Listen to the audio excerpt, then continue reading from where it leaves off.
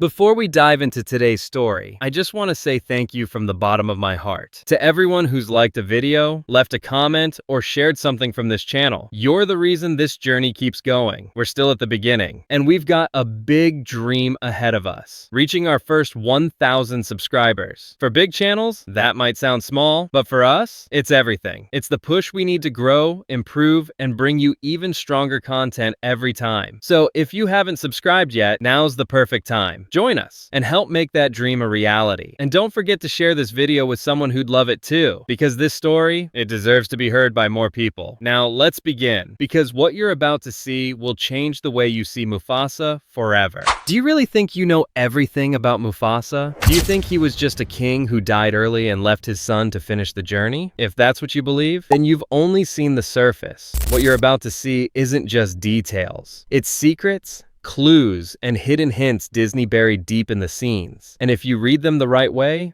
you'll uncover a terrifying truth. Mufasa wasn't just stronger than Scar, he was the most powerful king to ever walk the Pride Lands. In this video, we'll reveal 8 hidden details almost no one noticed. But each one proves that Mufasa wasn't just any lion. He was a legend, and if he hadn't died, the entire story would have been written differently. First, Mufasas Roar shook the horizon. The first time we hear Mufasa's voice, there are no words, just a roar. But not just any roar. It splits the sky, sends hyenas running, and makes the rocks themselves tremble. That sound isn't just a cartoon effect. Disney crafted it using a blend of real animal roars, recorded from more than 5 predators combined, to make you feel that the power coming from Mufasa is beyond natural. That roar didn't just scare Scar or scatter the hyenas. It carried one message: I'm here, and no creature on earth dares stand in my way. Even when Simba tried to imitate him, remember his tiny roar in the elephant graveyard? It was small, weak,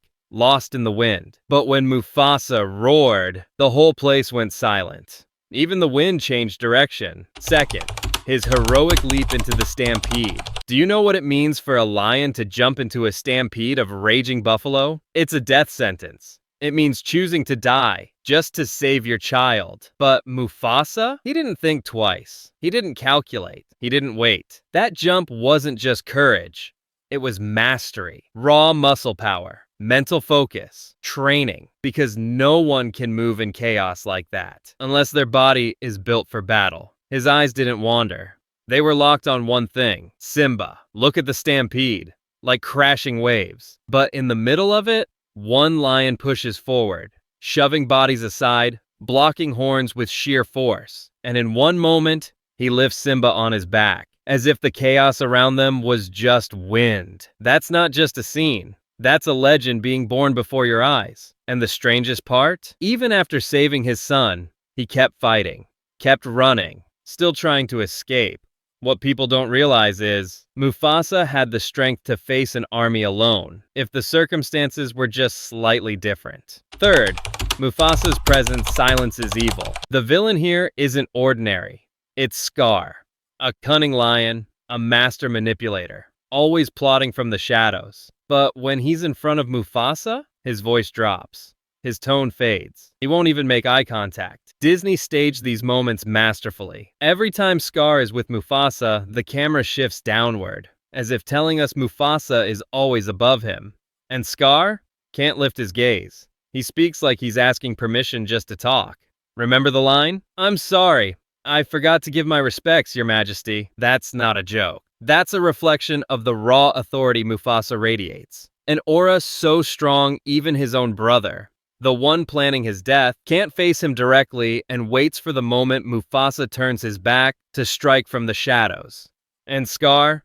He didn't use strength because he knew he was far weaker. He used trickery, betrayal, and surprise, just to avoid a direct confrontation with the strongest lion in the history of the series. If you've made it this far, it means you've started to see Mufasa in a whole new light. And what's coming next? It's even deeper, stranger, and more powerful. Fourth, Rafikis' bow to the true king. Ask anyone about Rafiki and they'll say, the crazy one, the wise one, the guy with the stick. But did you ever really pay attention to his first scene with Mufasa? Rafiki, the one who bows to no one, who prefers to work alone, away from palaces and politics. When he steps onto Pride Rock and stands before Mufasa, he bows. It's a short, simple moment, but it's loaded with meaning. Rafiki doesn't just bow. It's as if he's saying, "This is the king I believe in." Do you know how powerful that gesture is in the Lion King universe? Rafiki never bows to Simba. He treats him as an equal, with wisdom and calm, but never with submission. And it doesn't stop there. In the iconic scene where Rafiki lifts Simba above the animals, he pauses for a second and looks at Mufasa, almost like he's asking for permission, as if silently saying, "You are still the foundation." This moment matters, because even in the birth of the heir, all eyes are still on the father, on the king, on the legend. Rafiki represents wisdom.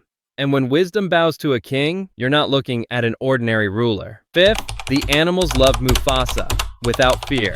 Remember the film's opening scene? Thousands of animals, moving in perfect rhythm. Elephants, giraffes, antelopes, they're all coming from every corner of the kingdom to witness Simba's presentation. But who were they really coming for? Mufasa. Simba was just born.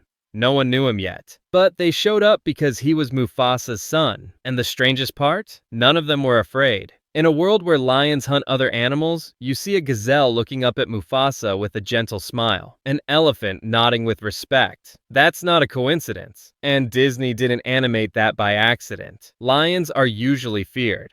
But Mufasa, he was a source of safety. That scene tells you that Mufasa didn't rule with force alone. He ruled with justice, balance, and grace. And when he died, did you see the giraffe weeping? Did you notice the animals panicking and running? It was as if the entire order collapsed. His death wasn't just the fall of a king, it was the end of an era. Sixth, his death shook nature and changed everything. Mufasa died, but what happened afterward wasn't natural. The moment he was gone, the skies darkened. The Pride Lands, once a green paradise, turned to dust. This wasn't just Disney symbolism. It was a clear message. Without Mufasa, balance was broken, and nature itself rejected what had happened. Remember the tree of life shown in the film? It was full of branches and leaves, vibrant and alive. But after Mufasa's death, it was dry, empty, as if mourning. And the strangest thing? Hyenas took control. Lions starved.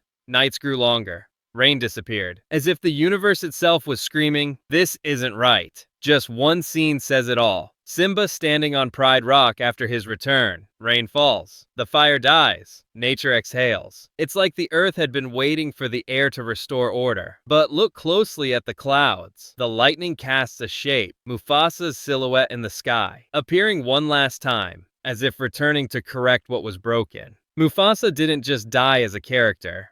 He lived on as a symbol, as a spirit, as a voice in the clouds, whispering, "Remember who you are." 7. Mufasa faced Scar and exposed his true weakness. Remember the scene where Scar tries to make Simba confess that he caused his father's death? That moment of emotional collapse? What happened next was nothing short of a miracle. Scar, who thought he had it all, was standing tall on Pride Rock, surrounded by the lions. But the moment Simba returned, what did he tell him? "I am the true king," with Scar's blessing. That one sentence, it shattered every lie. Then Simba, with a thunderous roar, demands, "Tell them, Scar! Tell them who killed Mufasa!" And suddenly, those who had seen Scar as king now saw him for what he truly was. A coward, a liar, a traitor. But the scene almost everyone overlooks is Simba's gaze toward the sky. In that moment of confrontation, his eyes rise to the clouds, as if asking for permission,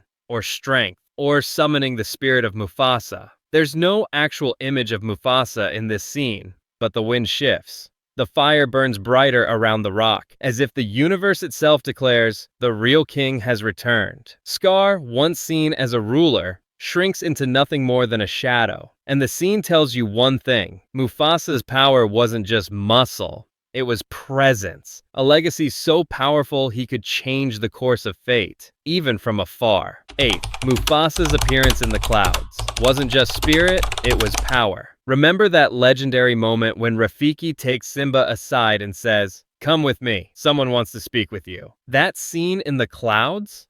Mufasa's appearance? It wasn't just a dream, it was divine, a message from the heavens. Mufasa appears in the sky, his mane flowing with the wind, his voice echoing through the night. You have forgotten me, Simba. You've forgotten who you are, and so you've forgotten me. That wasn't just blame, it was motivation, a call to destiny, a royal command. Mufasa wasn't there to comfort. He came to revive, to remind Simba of his place, his duty, his throne. And when he fades, the clouds dissolve, but the voice remains. I live in you, my voice is in you, my will flows through you. When Simba returns to Pride Rock, we all know he didn't come back alone. He returned with Mufasa's spirit, his strength, his command, his roar. That scene confirms one undeniable truth. Mufasa is stronger than death. He is an idea, a value, a voice that never dies. Mufasa was never just a lion. After all these details,